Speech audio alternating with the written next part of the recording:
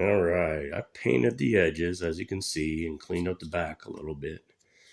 So now it's time to glue it to this. What I'm going to use is a hefty dose of Type Bond 3, just because it's a super strong wood glue, supposedly waterproof, and I hope no one drops my pieces in water. I think that would be the end of the artwork. So I'm going to put some glue on here, a hefty dose, because this is going to hold all those little pieces together. And I tried not to get it too close to the edges, because when you push it out, it will glue and spew out, and then you have more work of cleaning up. So I try to keep all the glue in the center. If you get glue on your fingers, wipe it off, clean it off immediately, because when you do go touch your piece, you may possibly get glue on it.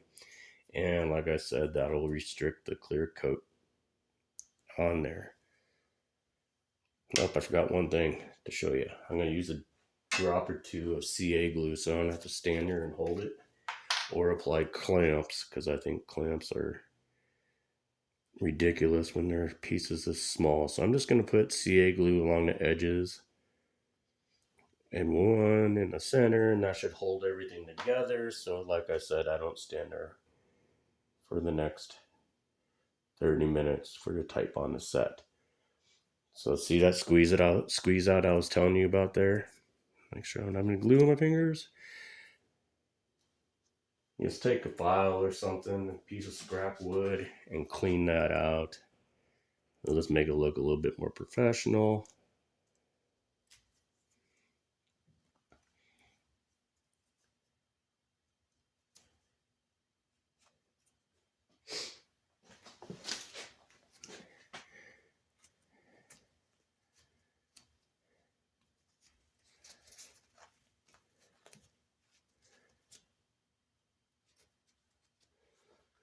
There you have it.